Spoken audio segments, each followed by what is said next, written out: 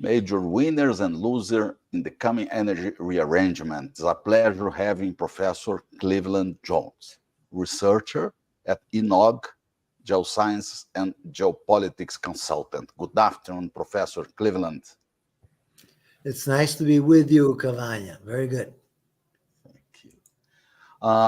The world has been stable for decades in terms of energy, and suddenly we discovered that the energies that support us are inappropriate. With this change among the actors, who are the winners and losers? I know that you have a presentation, so after that we can start talking and the conversation. Let me show then a couple of slides, because I think this is how we can maybe understand a little bit individual regions and countries. That's why I said major, because I think that the details, there are many details and so on, but we can focus on some major ones. First of all, let me say, you have heard me talk about Russia and how I am so negative on Russia, even though Russia nowadays is a major player, one of the top 3 oil and gas producers in the world, just like the U.S. and Saudi Arabia, 12 million barrels, maybe around that. I am convinced, though, that Russia is facing a difficult situation. The assessment areas of Russia's oil production were assessed by the U.S. Geological Survey, and they're mostly in this region, but they're very large resources. The base of oil and gas existent is large. The only problem is that they don't have extremely prolific oil and gas wells like we do, for example, in the Brazilian pre-salt and other areas. We're in the Middle East. This makes it so that the Russian oil production faces a lot of problems. Going forward, you see all of those regions that could potentially provide oil and gas for Russia have very significant problems. The assessed resource base was something like 60 billion barrels. Some entities assess it up to 80 and more. Even so, the Russian oil production at 12 million barrels and from 200,000 wells, for example, is only 60 barrels per well per day.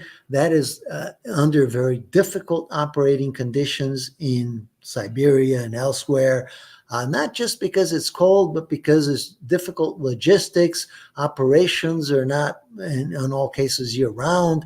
It is facing what I think is a cliff. I think in the next 5 years or so, it could really drop in oil production drastically. And this is a big surprise to many players in the world that are not yet accustomed to thinking in these terms. That is a very big problem coming forward. The impediments are, of course, sanctions will have a lasting effect. It will take a long time before international investors will come back and bring technology with them. Just like the story in Sakhalin, they left, and Russia is having trouble substituting those international players. Low productivity will harm them a long time. So I wanted to leave Russia there as one of those losers. The other is Saudi Arabia. I think despite Saudi Arabia being one of the top 3 oil producers, it faces what I point out here, very difficult conditions.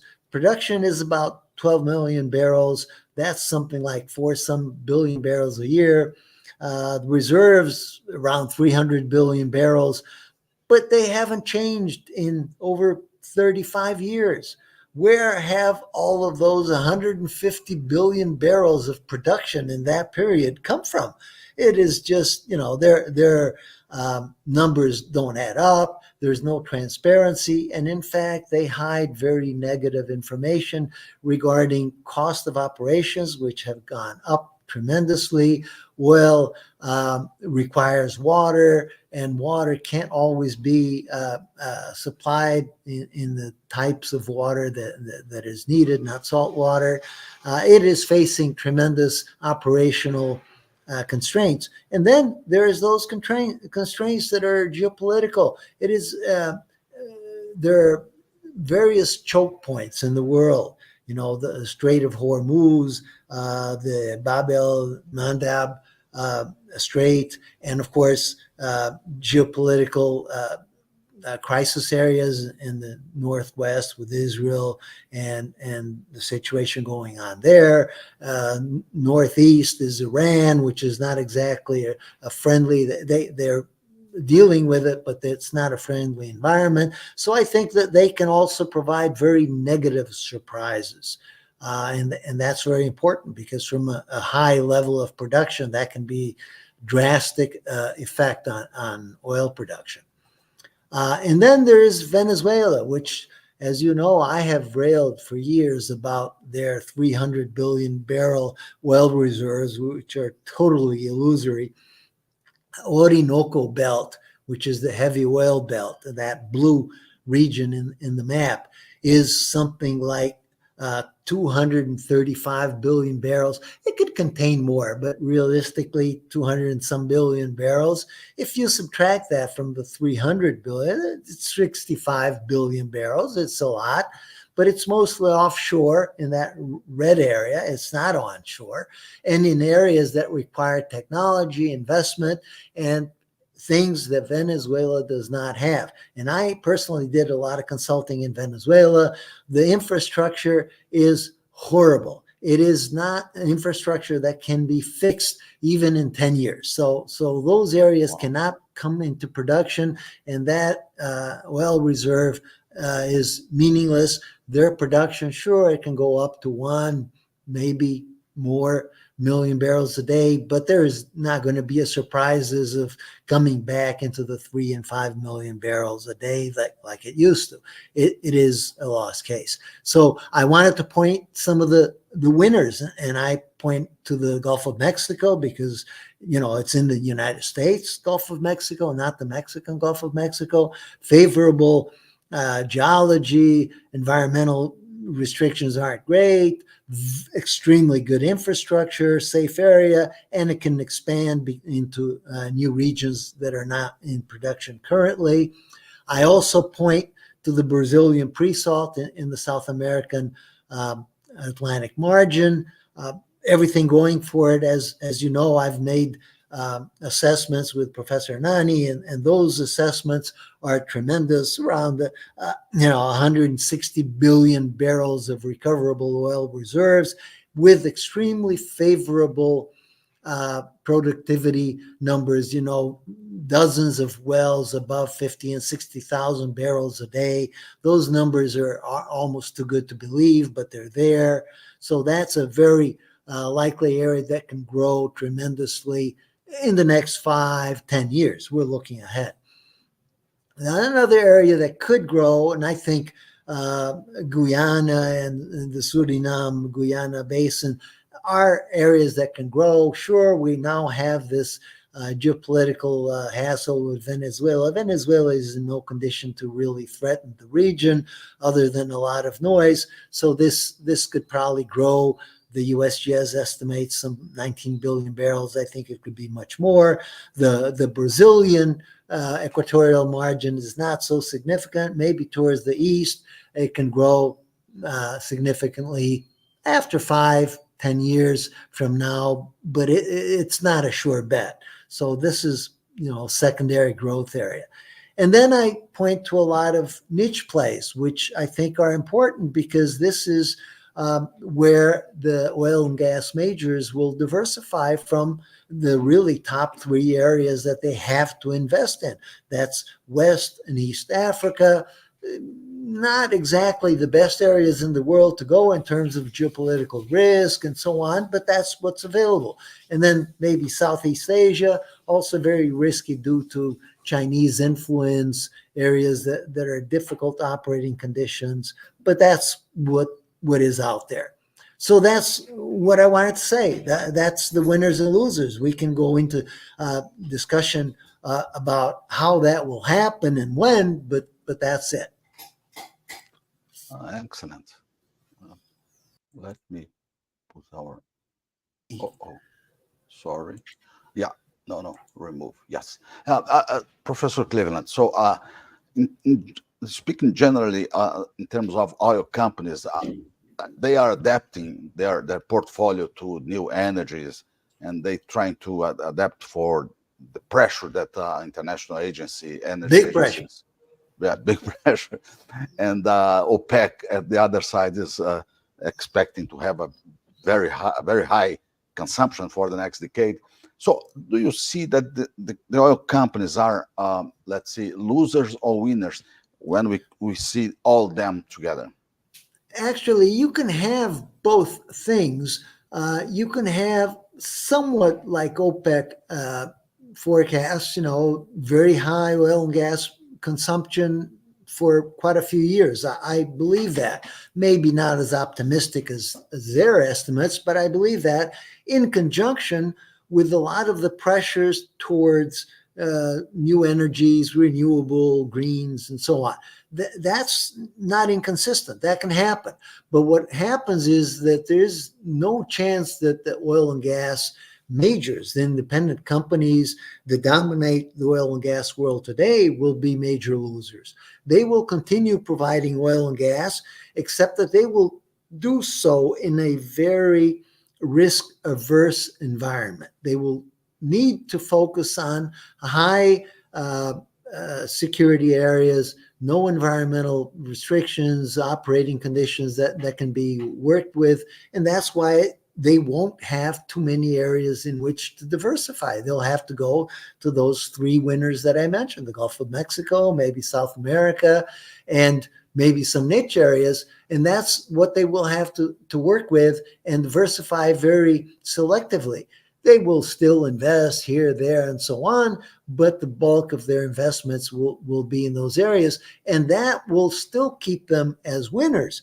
The countries that produce oil and gas, they can be losers. I think Russia and Saudi Arabia and many other Middle Eastern countries can be in serious trouble in terms of their oil production, but ExxonMobil and Chevron and BP and Shell, they will pivot just like a soccer player. You go where the action is. So if the Middle East is risky, that's too bad for the Middle East, but Exxon and Shell and BP will be able to pivot, and they will, and they are doing so a little bit in alternative energies because they're forced to, but they're basically betting on oil and gas for at least 15, 20 years. Staying in oil and gas before we go to the other energies that we have in the world nowadays, for the U.S.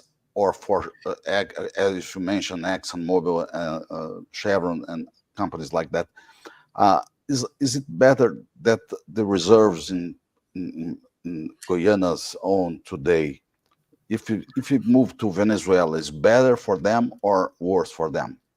I think Venezuela is a lost case. We're discussing Venezuela a lot nowadays because of their saber rattling, but I think it's much ado about nothing because Venezuela is a lost case. In terms of oil production, sure, it can increase from 1 million barrels currently because that's almost nothing, and it has in the past had the infrastructure to provide significantly higher production, but it's not going anywhere. And the world is not aligned. Even the players like Russia, China, and so on, they recognize that there's not much to gain from betting in Venezuela because it's not going anywhere. If it can go from one optimistically to 2 million barrels, that will be all there is. And that's not significant enough to make them put their bets on a country like Venezuela. Guyana, on the other hand, even though it's dominated by Exxon and some of the other major players, that has room to grow. And I think the international oil community is betting on them because it's healthy for them to grow because they know there will be losers. And you have to keep the oil supply in balance. So it has to grow somewhere. And that's one of the places that it can grow.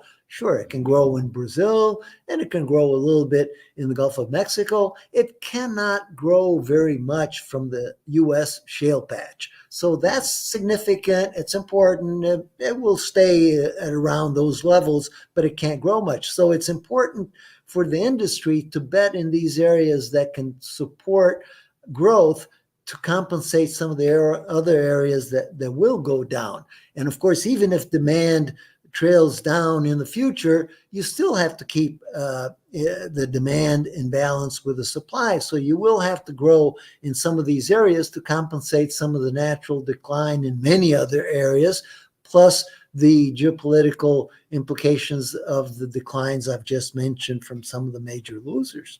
Yeah, yeah.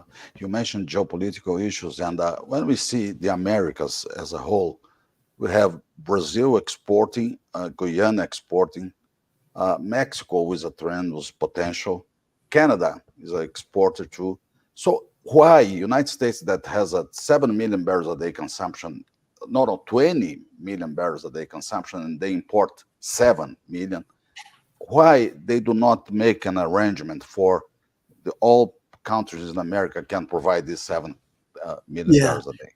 it would seem to make sense. Now, I think those arrangements are almost impossible nowadays. You have seen how difficult it is for OPEC to keep discipline, even when they have a major player, leader in the group. You know, Saudi Arabia is important. Russia is not so much, and nowadays it's in dominated by Chinese influence and so on. So Saudi Arabia is the dominant player, and even in that case, it has a lot of difficulty in controlling OPEC. OPEC plus, imagine all of those countries that are OPEC plus, some African nations, South America, all of these countries, it's impossible to control them. So it would not be a successful attempt. I think that attempting it and failing would be even worse. So the best thing to do is to let the major oil companies do their thing. If it's Exxon and Hess and whoever in Guyana, if Suriname can come up in the next 5 years, fine. If it misses that window of opportunity, it will be very difficult to grow. The same goes for some of the Western and Eastern African plays. If they can get those plays going in the next 5 years, fine. If they see that those plays will take over 5-10 years, it's not worth betting on those. So there is no possibility of even the United States or Western Europe bringing everything under an umbrella, an OPEC plus on the other side. No chance. So we're more or less married to the system we have. OPEC, OPEC plus, and a lot of the independents and other countries doing their thing. Even if Brazil goes into OPEC plus, they've already said that they're not going to be dominated by the decisions, and we know Brazil can increase its production, but it's already saying that, it doesn't want to follow orders. And that's an indication none of these countries would want to join something that is very imperative in their sovereignty. Mm-hmm, mm-hmm. And going to different energies, I mean, not only oil and gas, but looking, for instance, coal, for instance, in the world. And Germany, for instance, increasing coal consumption because nuclear is not working. The gas from Russia is difficult. How do you see coal as a whole? Is a winner or is a loser in the No, next coal decade? is a loser. Coal is a loser. In the other energies, which I didn't focus specifically, but in the other energies, coal is a loser. Of course, China and India will continue to be the largest and maybe even increase for a little while coal consumption. But the rest of the world will decrease. Even if Brazil has a plan to increase coal burning, it's so insignificant in relation to China and India that it doesn't matter. So all of the rest of the world will gradually leave coal aside, and even China will do so. India will take longer to do so, but coal is destined to eventually, it may take 20 years or so, but it's destined to go down the drain. And of course, the alternative energies will do that from an economic standpoint. because when wind and solar and some bioenergies become more economical, you don't have to mandate closure of coal plants. They will close because there's cheaper alternatives. That's the writing on the wall. That coal will be the big loser. And when we see the complete supply chain, the whole process, minerals, for instance, are very attractive for, they are winners, I suppose. Lithium, for instance, cobalt, they are totally Yes, winners, no? yes, they're winners. And currently, we have a very uneven distribution of mineral supply. Many of those key minerals, for solar energy, for electric cars, that kind of thing. All of the new energies depend heavily on minerals that are very poorly distributed in the world. So yes, many Central Asian, African countries, even South American countries might benefit from that. But one of the things that people don't take into consideration is that prices work. And when prices go up, don't have to go up 1,000-fold. If they go up 100, 200% for lithium and molybdenum and this and that, then other alternatives will come up. Not necessarily new production from Mexico or Central America or whatever, but alternatives. And technology drives this. So I see that in 5 years, those will be completely clear. It is not clear right now, but there is going to be a tremendous demand for minerals. That is a choke point at the moment, but that will gradually become unchoked as alternatives and new sources come up. They will be winners because in absolute terms, those minerals will grow in overall value of production and consumption in the world. So yes, they will be the big winners. And individually, some countries, of course, Chile with copper and so on, they will be big winners, because even if copper production goes up in Canada, the US, and elsewhere in the world, Chile will reap windfalls. But it's not 1,000-fold. It's not a 1,000% more in price. It's maybe 100% more in price. That's a lot, but it will be enough to bring a big windfall. Could we say that nuclear is a winner? Yes, I have bet on nuclear. We had a program a while back on the mix of new energies. Yes, nuclear will be a winner driven by technology. Right now, everybody understands, oh, it's so important to have nuclear, but unfortunately, we can't do it because there's restrictions on the mineral side, because Russia is basically the supplier, on the technology side because it takes 10 or 15 years to build a plant, on the geopolitical side because we're committed to non-nuclear. Forget all of those. Just like Germany understood and other countries understood that doing away with nuclear was a mistake, other countries will recognize that. And once that is reversed, the technology is there to accelerate development, even small nuclear reactors also. Of course, there's problems, but technology is there to solve those. So nuclear is going to be a winner. I mentioned even natural gas will be a winner among the oil and gas producers of the world, but nuclear certainly. And of course, I mentioned hydrogen will be a big winner, not green hydrogen, because I think that will be a very short-lived blip. Producing hydrogen from solar and wind is a loser. That's forget it. That goes nowhere. So we will have to wait about 5 years for hydrogen to be produced in large quantities from alternative sources, basically from natural hydrogen, from gold hydrogen, from oil reservoirs, and so on. So after 5 years, hydrogen will boom, and that will be a winner as well. Natural gas, especially as a contingency support for wind and solar intermittence, no? Yes, and also as coal gets whittled down, because China won't substitute coal with natural gas because it will be more expensive. But in other countries, coal consumption will go down, not because of economic reasons, because it might be substituted with natural gas, which is slightly more expensive, but there are many advantages. And so natural gas will be a big factor in drawing down coal. And of course, alternative energies, especially in China, will take care of coal. We will have to wait 5 or 10 years, but China will do its part to do away with coal based on economics. And it knows that that may take 5 or 10 years of intensive coal burning. But after that, you can bet that coal will also fall off a cliff. It will go down drastically. Okay. Could be a winner, carbon capture.